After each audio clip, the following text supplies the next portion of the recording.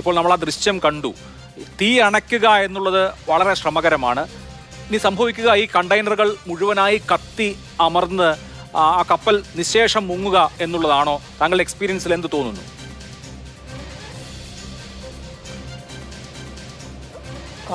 First of all thanks for having me. അത് ഈ visuals കണ്ടിട്ട് എനിക്ക് തോന്നുന്നത് ഇത് ഇറ്റ് ക്യാൻ രണ്ട് ഡയറക്ഷൻ ഇറ്റ് ക്യാൻ ടേക്ക്. ഒന്ന്, കണ്ടിന്യൂസ് ആയിട്ട് കത്തിക്കൊണ്ടേയിരിക്കും, ഒരു സ്ട്രക്ചറൽ ഫെയിലിയർ വരാം ഷിപ്പിന്, and ship can break in to two, അല്ലെങ്കിൽ ഷിപ്പ് ക്യാൻ ക്യാപ്സൈസ്. ഇപ്പോൾ കുറച്ച് തന്നെ ഒരു പോർട്ട് ലിസ്റ്റ് വരുന്നുണ്ട്, ലെഫ്റ്റിലോട്ട് കുറച്ച് ലിസ്റ്റ് വരുന്നുണ്ട്. അപ്പോൾ it can actually list more and it can capsize. It can break in to two or capsize. രണ്ടാമത്തെ ഒരു സിനേറിയോ എന്ന് വെച്ചാൽ ഒരു കാറ്റസ്ട്രോഫിക് എക്സ്പ്ലോഷൻ ഉണ്ടാവാം, അല്ലെങ്കിൽ ഒരു സീരീസ് ഓഫ് എക്സ്പ്ലോഷൻസ് ഉണ്ടാവാം. അത് കാരണം ഷിപ്പിന് സ്ട്രക്ചറൽ ഫെയിലിയർ വന്നിട്ട് ഷിപ്പ് ക്യാൻ സിങ്ക്. ഈ രണ്ട് സിനേറിയോസാണ് ഞാൻ കാണുന്നത്. പക്ഷെ ഫസ്റ്റ് സിനേറിയോയിൽ ഇഫ് ഷീ അങ്ങനെ കത്തിക്കൊണ്ടേയിരിക്കുകയാണെങ്കിൽ, if she is floating she can keep drifting. That എന്താണ്, അത് ആ കറൻറ്റും വിൻഡ് അനുസരിച്ചിരിക്കും. എന്തുകൊണ്ട് ഈ അപകടം ഉണ്ടായി എന്നാണ് താങ്കൾ വിചാരിക്കുന്നത്? ഇപ്പോൾ നമുക്ക് ലഭ്യമാകുന്ന വിവരങ്ങൾ പ്രകാരം എളുപ്പത്തിൽ തീപിടിക്കാവുന്ന ഇൻഫ്ലേമബിൾ ആയിട്ടുള്ള വസ്തുക്കളും മാരക രാസപദാർത്ഥങ്ങളുമാണ് കൂടുതൽ കണ്ടെയ്നറുകളിലും എന്ന് വ്യക്തമാവുകയാണ്. തീപിടിക്കാവുന്ന പെയിന്റും ടർപ്പൻറ്റൈനും ഉൾപ്പെടെ, അതുപോലെ തന്നെ ഡൈമീഥൈൽ സൾഫേറ്റ്, ഈഥൈൽ ക്ലോറോഫോർമേറ്റ്, അങ്ങനെ മാരകമായ ഫലങ്ങൾ ഉണ്ടാക്കാൻ കഴിയുന്ന രാസവസ്തുക്കളാണ് ഈ കപ്പലിൽ. ഈ കപ്പൽ അപകടം എങ്ങനെ ഉണ്ടായതാകാം? ഇതിൻ്റെ വിഷ്വൽസ് വെച്ച് നോക്കുമ്പോൾ ആൻഡ് എക്സ്പ്ലോഷൻ്റെ ഡേറ്റയും ആ റിപ്പോർട്ട് ചെയ്തിരിക്കുന്ന ഇൻഫർമേഷൻ ത്രെഡൊക്കെ വെച്ച് നോക്കുമ്പോൾ അതൊരു മിഡ് സ്റ്റാക്ക് ചില ടോപ്പ് ഓഫ് ദ കണ്ടെയ്നേഴ്സ് അല്ല, താഴെയല്ല, പക്ഷേ എവിടെയോ മിഡ് സ്റ്റാക്കിൽ തുടങ്ങിയതായിരിക്കും. ഇതെങ്ങനെയാണ് സ്റ്റാർട്ട് ചെയ്തതെന്ന് പറയാൻ വളരെ വിഷമമാണ്. കാരണം ഇത് ഈ കണ്ടെയ്നേഴ്സിന് സ്റ്റീൽ കണ്ടെയ്നേഴ്സ് ആയതുകൊണ്ട് നല്ല തെർമൽ ഇൻസുലേഷനാണ്. അപ്പോൾ എന്തെങ്കിലും സ്പോണ്ടേനിയസ് ആയിട്ട് അകത്ത് ഏതെങ്കിലും കണ്ടെയ്നറിനകത്ത് സ്റ്റാർട്ട് ചെയ്ത് കഴിഞ്ഞാൽ അത് ഡിറ്റക്റ്റ് ചെയ്യുമ്പോഴേക്കും അത് വളരെ ലേറ്റ് ആയിരിക്കും. അതുകൊണ്ട് ശരിക്കും അതിൻ്റെ സോഴ്സ് ഏതാണെന്ന് കണ്ടുപിടിക്കാൻ വളരെ വിഷമമായിരിക്കും.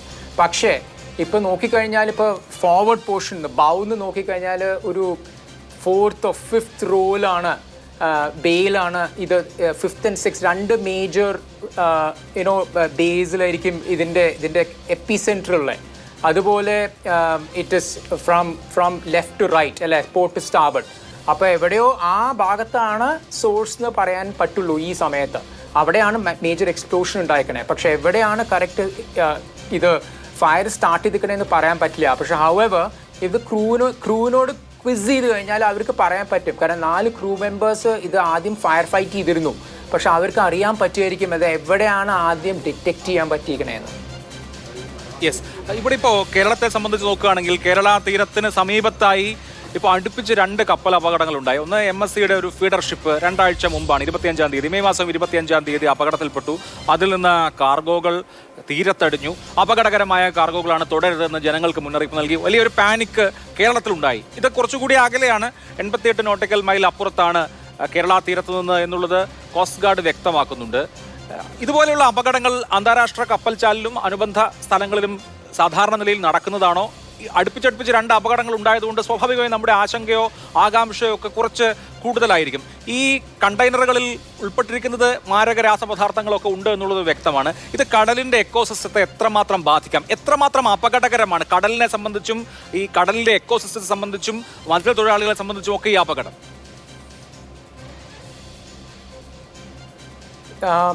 ഈ പെർട്ടിക്കുലർ ഷിപ്പിൻ്റെ മെറീൻ പൊല്യൂഷൻ അല്ലെങ്കിൽ അറ്റ്മോസ്ഫിയറിക് പൊല്യൂഷൻ്റെ effect it will be significant എന്നാണ് ഞാൻ വിചാരിക്കുന്നത്. 2021 ഇതിനേക്കാളും ചെറിയൊരു കണ്ടെയ്നർ ഷിപ്പ് എക്സ്പ്രസ് പേൾ എന്ന് പറഞ്ഞിട്ട് കൊളംബോയുടെ തീരത്ത് ഒരു എക്സ്പ്ലോഷൻ ഉണ്ടായി. അതിനകത്ത് കുറേ പ്ലാസ്റ്റിക് നേർഡിൽസ് ആയിരുന്നു. അത്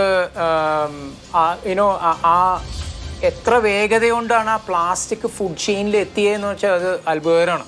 അത്ര ഫാസ്റ്റായിട്ടാണ് ആ പ്ലാസ്റ്റിക്സ് ഫുഡ് ചെയിനിൽ എത്തിയത്. ബാക്കി ടോക്സിക് സബ്സ്റ്റൻസസ് അല്ല, ശരിക്കും ഇങ്ങനത്തെ വളരെ പെർസിസ്റ്റൻറ്റ് പൊല്യൂട്ടൻസ് ആണ് ഏറ്റവും കോസ് ഓഫ് കൺസേൺ.